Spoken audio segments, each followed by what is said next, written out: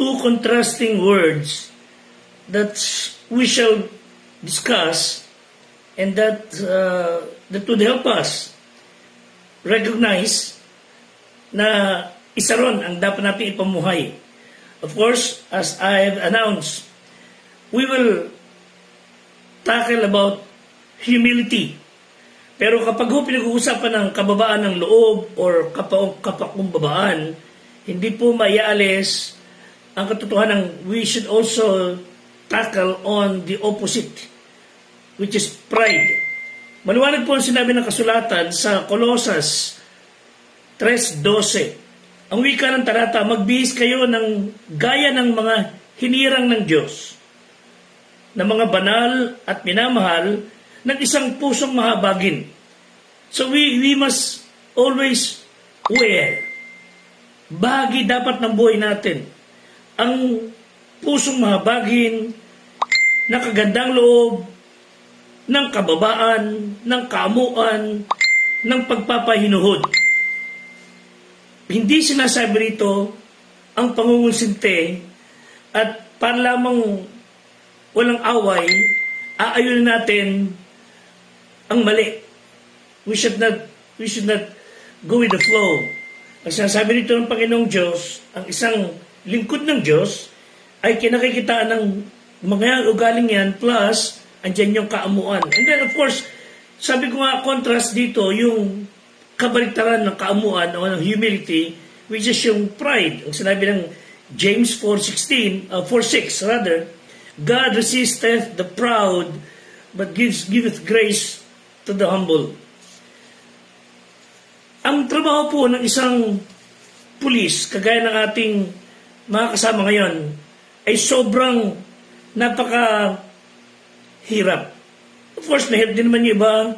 But since we are discussing about internal cleansing of the Philippine National Police, and we hope to God na magpatuloy ito, dahil sa ilang mga bulok na kamatis, ika nga sa hanay ninyo o sa hanay namin, na babahiran ng dumi ang kabuuan.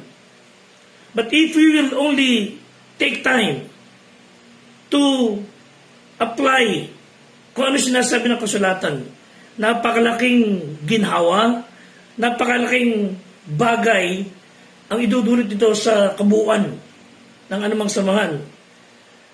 Nagagalak po tayo ngayong hapon sa pagkapiling natin ang mga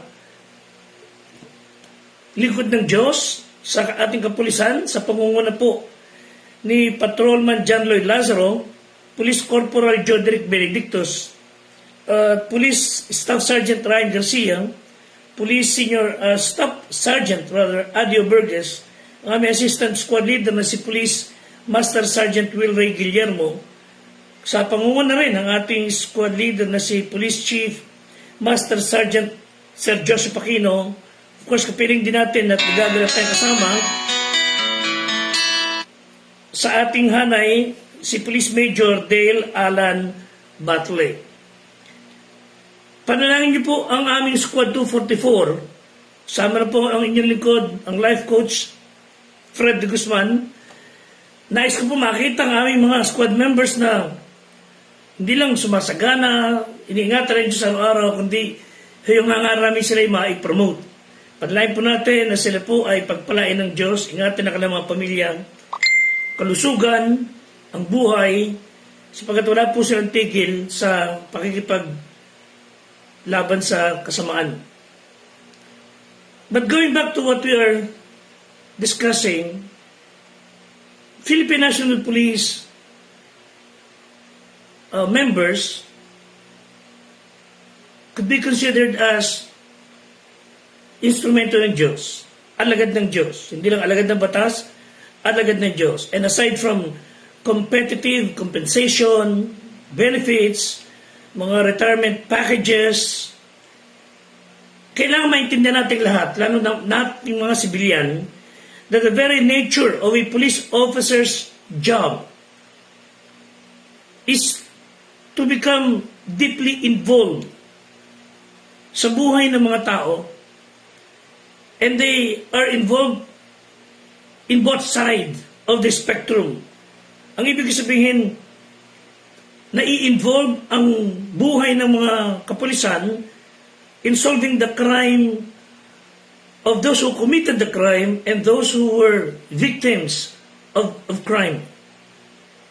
So, on both ends, it is likely na about individual na, of course, involved dito, even the police officers are suffering in one way or the other.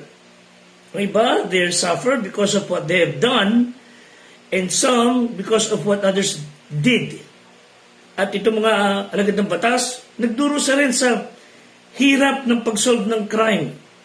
So, spending most of the day, ang isang pulis natin, o ang alagad ng batas, working with people who are experiencing crime, abuses. Ang mga kapulisan po natin ay nakararanas ng high level of distress. And it's bound to affect yung kanilang emotional state. That's why they need prayers. Nakalulungkot lang ho, mga kapatid, ang katotohanan that police officers spend an average amount of time, should I say, above average amount of time around pain, suffering, sadness. And yet, marami pa rin ang gustong mag-join. Sana nga lang po talaga ang hangaran is to serve and protect. Ano po bang naging motivation ng ating squad in joining the Philippine National Police? What reward or recognition do you somehow expect for doing your job? Pinasok natin ito, o pinasok ninyo yan, somehow meron kayong motivation. At para sa kanila, at as far as I know, for those who are in this squad, PNP is more than just a job.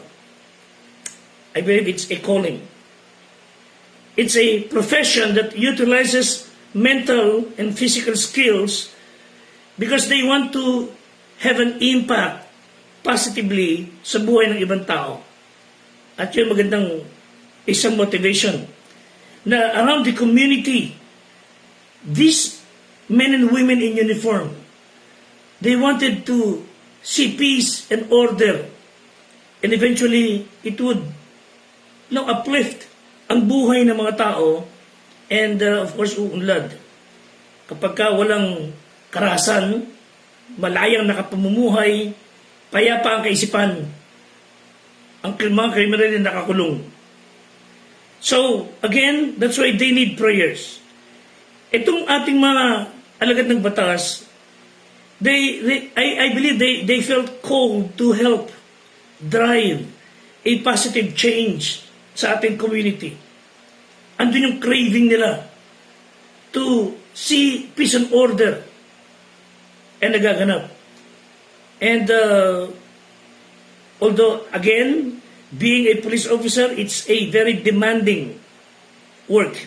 And often, a good day's work ng isang police natin. A good sacrificial day's work go unnoticed. Hindi napapansin, hindi man sila napapapurihan, hindi man sila nare-recognize, but these men and women are willing and they take pride. Of course, na mabuting bagay. They take pride to dedicate their professional life to something challenging para ingatan ang ating mga buhay. So it is a very rewarding job bilang maging isang police officer. And as a police officer, they would spend their days protecting, serving their local communities na hindi sila dapat katakutan. Although pinapanakot ng ilan mga magulang sa mga anak. Pero they are there to protect and serve the community. And they're often motivated by working for something greater than themselves. To achieve something that would, of course, end each day knowing that their time and talents were well spent. Of course, nagagalak ang mga pamilya. And even the kids are proud na kanilang mga magulang ay nasa law enforcement. Andun yung passion about building a positive police culture, making a meaningful, direct impact sa buhay. Ang pagiging police officer, it's a job that I believe would make them so proud, eventually humble, na naging kabahagi ng katahimikan. And it's also true that our police officers themselves, they were able to form a bond that you would find sa ibang profession. These individuals within the PNP, I believe they would stand by one another in good times and in bad times. Hindi yung kinukonsinti kalokohan, you know what I mean? Pero some of them are down, some of them are suffering, some of them are maligned, some of them are misunderstood, and yet their comrades andoon, pinapalakas sa loob, pinatitibay. They would celebrate for the achievements, they would mourn for any tragedies. So sa entire network ng ating PNP, I believe they have formed that camaraderie at bonding. And as I've said, since humility ang ating topic, anong sinabi po ng Ethical Doctrine Manual ng PNP? It says, members of the PNP shall recognize the fact that they are public servants and not the masters of the people. And towards this end, they should perform their duties without attracting attention or expecting the applause of others. Simply said, totoo naman, pagka ako yung nasa ministry, ang gusto ko lang palakpakan at mapudla sa pedestal, although some pastors are doing so, they would really wanted to be on the spotlight. Nagkakamali tayo na pinupuntahan. The same is true with the police officers. They are public servants. Okay? Pero hindi dapat minamaltrato, hindi dapat minamaliit, hindi dapat sinusukat. Let me start this lesson actually with two things. One, the problem with pride. 16:18 ng Proverbs. Ito yung madalas ko binabanggit na a sure ball formula ng kapahamakan if one person wants to destroy his life or her life. Etong sure ball formula. Simulan mo ng kayabangan. Proverbs 16:18, pride goeth before destruction, and a haughty spirit before the fall. Yung binhi ng pagkapahamak, the seeds of destruction are in pride. It's very dangerous sin. Sobrang sama ng bagay na ito that pride destroys home. Because of pride, lives are ruined. And then because of pride, it caused failures, defeat. Dahil sa pride, nadadala ang tao sa impyerno. Kung Kristiyano naman, kinalapulan ng kayabangan at kahambugan, sisirain niya kanyang buhay at mapapadali ang kanyang pag-uwi sa langit. Sadly, the proud person is very proud of his humility. They would say, ako'y humble. Mababaloob ko. Ako'y matulungin. Ako'y bukas kamay. Bukas palad. Ano po ay pride? Pride is an attitude of independence from God. At alam niyo bakit ang mga tao hindi nananalangin? I mean, they won't even dare to pray even before eating, before the meals. Why do people do not pray? Because they thought Hindi lang kailangan ng Diyos. It's a great problem if you don't feel there's no need to pray. Ang tao po, hindi man lang umusan ng simpleng panalangin sa Diyos na Panginoon, salamat po sa umagang binigay mo sa amin. Ingatan niyo po kami sa maghapon. People who fail to recognize God as the source of strength and wisdom and protector is bound for destruction. Pride is also esteeming oneself above other people. I am bigger than you. Mas magaling ako sa iyo. Mas sikat ako. Do you think that because you have achieved or you have things better than others, deserve ko na magmalaki at maliitin ang kapwa ko? I am bound for destruction. Example of prideful person. Listen. If you are easily irritated when you are corrected for mistakes, if you accept praises for things over which you have no control, if you are a person who refuses to take counsel and to learn from other people, if you show yourself in competition with other people, and if you want more than people has, at dito ka na sa linya ng mga prideful person. So let me share how pride ruins and devastates a life. One, ito ginagawa ng pride, ng kayabangan, ng kahambugan.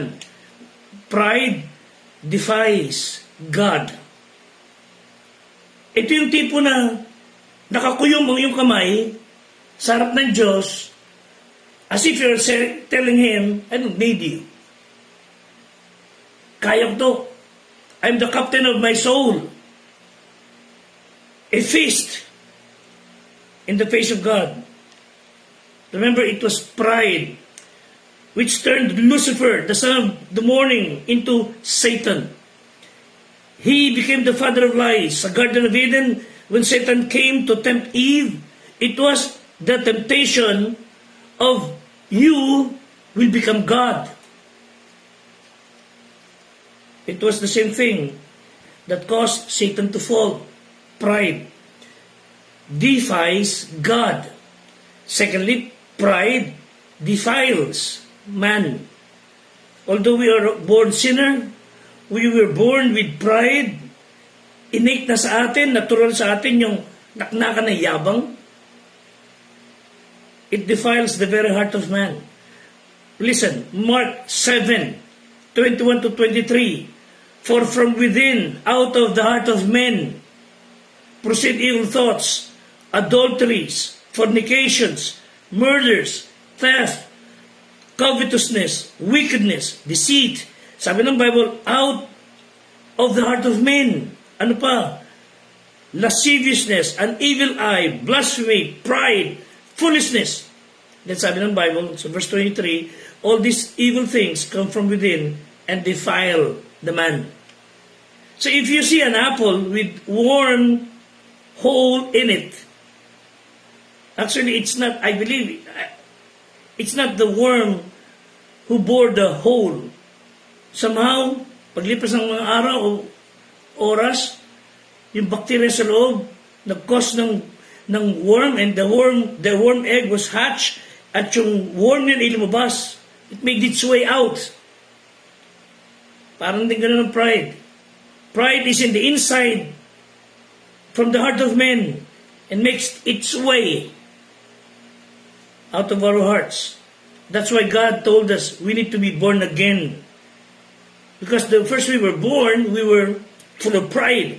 But when we were born again, binago ng Panginoon ating puso, nalalabanan na yun, eventually, naiaayos na Diyos sa ating puso. Because a natural born person will always have the nature inclined to pride. So not only pride defies God, defiles men, pride divides society. There has never been a dispute. There has never been a war, a divorce, or split in a group. There has never been any away that pride was not the major factor. Laging ang papel ng pride ando doon. Sometimes it's the very reason. It causes the split because of pride. Proverbs 13, verse 10. Only by pride cometh contention. Simply said. Proverbs 28:25. He that is of a proud heart, he that is of a proud heart stirreth up strife. So if God resists the proud, that man is out of fellowship with Him. Anyone who is out of fellowship with God ay napakadali yung masabing it's out of fellowship with fellow men. Number 4, pride dishonors life. Ika nga'y winawalang hiya, winawalang bahala, binabastos, nilalapastangan ng prideful person ang buhay. The proud person always wants praise, papuri, sariling parangal, and through pride, he gets dishonor. Proverbs 11:2, when pride cometh, then cometh shame. Ang taong punong-puno ng pride, ng kahambugan at pagmamataas ay sinusundan ng kahihiyan. Proverbs 18:12, bago ang pagkapahamak ay pagmamalaki ng puso ng tao at bago ang karangalan ang pagpapakumbaba. Ang Panginoong Hesus mismo nagturo sa atin, the way up is down and the way down is up. The proud person always ends up not with respect, but disrespect. So, number 5, pride destroys soul. Pride ultimately destroys all that it controls.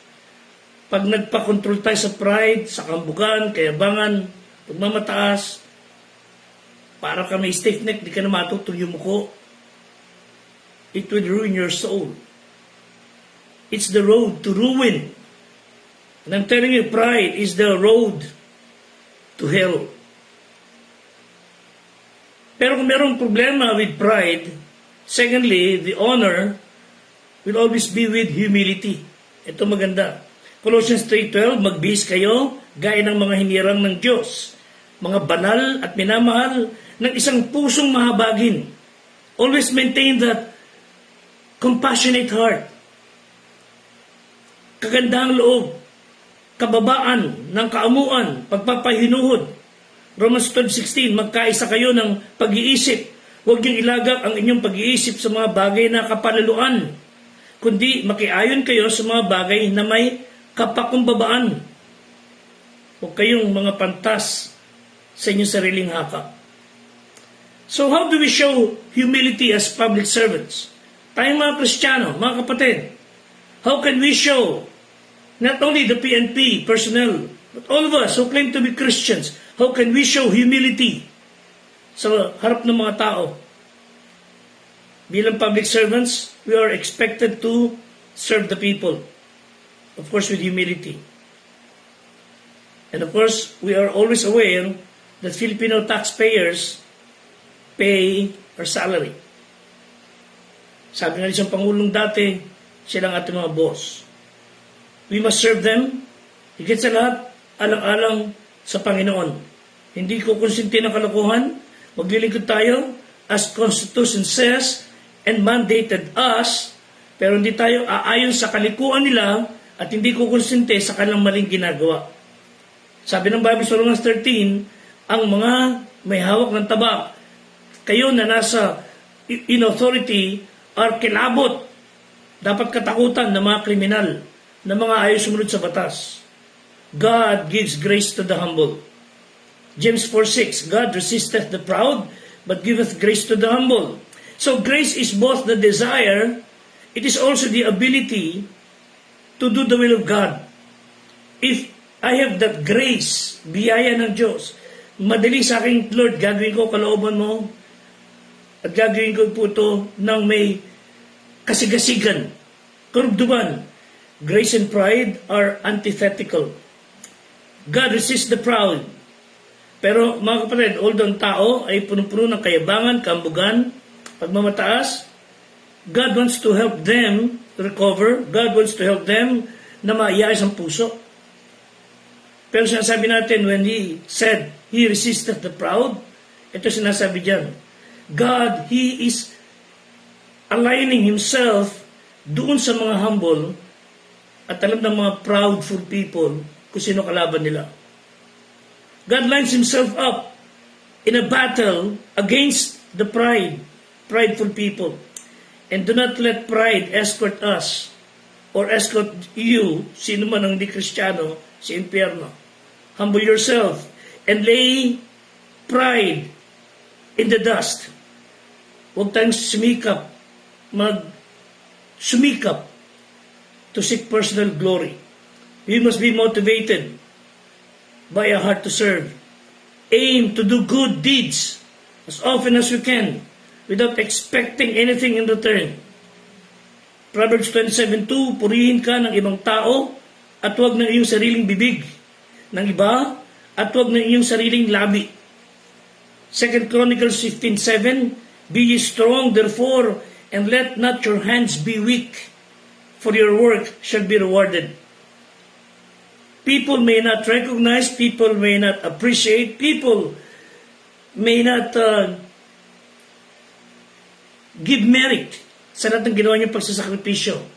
But sabi ng Bible, God will reward you. In the first place, lahat ng ginagawa natin should be done for Christ's sake. Serve with joy.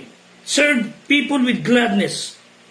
And be grateful na meron tayong trabaho bilang police officers. May trabaho tayo sa ating mga kinalalagang lugar. The Lord has entrusted us with a noble calling as law enforcers. And we must live up sa expectation ng Diyos. Sabi ng Romans 12:11, not slothful in business, fervent in spirit, serving the Lord. So the challenge is, apply humility. James 4:10, humble yourself in the sight of the Lord, and He shall lift you up. So humility is not thinking negatively about yourself. Humility is agreeing with what God says about us. Yung biyaya ng Diyos will exalt a person without inflating him. Humble a person without debasing him. At tayo po, we are as we are by the grace of God. And sa buhay na ito, hindi po tayo hinihilingan ng Diyos maging sinless, sabagat tayo pinanganak ng makasalanan. But as you deal with sin sa ating mga buhay, we can come closer to being free from sin. Sinless? No, hindi. We cannot be sinless. Blameless. Malaking posibilidad. So as we confess our sin, especially yung pride, I believe God will align Himself to us. And you can be blameless. Hindi ko pa makalimutan ang mga nababasa kong storya kagaya ng isang nadinig ko at I think na-share ko na rin minsan. There was a truck driver, meron siyang 40-foot container na dala-dala, tumutakbo siya sa kahabaan ng highway, tuloy ng takbo niya, all of a sudden, nagulat siya na parang babaliktad siya, yung pala, sa tuloy takbo niya, ginapansin, lumagpas siya sa isang overpass, sa isang bridge, at yung dulo, yung likod ng kanyang container, ay sumagka sa tulay that causes his truck na pumihit at talaga nag-cause na malaking traffic. Hindi niya man ako ano gagawin. May dumating ng pulis at kakamot-kamot ang ulo niya. Sabi ng pulis sa kanya, baba ka. Lisensya, registration, etc. Sabi niya sa pulis, Pasensya na po, sir. Hindi ko alam kung saan ko di-deliver yung tulay. Naligaw yata ako. Natawa na lang sa kanyang pulis. At yun man din driver, siyempre, nagbibiro na lang. Patawarin niyan po ako at hindi ko po sinasadya. Sige, hindi, pagbibigyan kita ngayon at alam ko naman na hindi mo sinasadya. Ang ginawa, sabi ng pulis sa kanya, sige, lika. Lahat ng gulong, bawasan mo ng hangin. Sinunod naman niya at isa-isa yung binawasan ng hangin. Enough! Nabuba ng konti yung truck. Enough to be able to pass through the bridge. Tayo mga tao, in uniform or civilian, minsan bawas lang ng konting hangin para makapagpatuloy tayo sa buhay. May God help us. And may God give you peace. God bless us all. Until next time.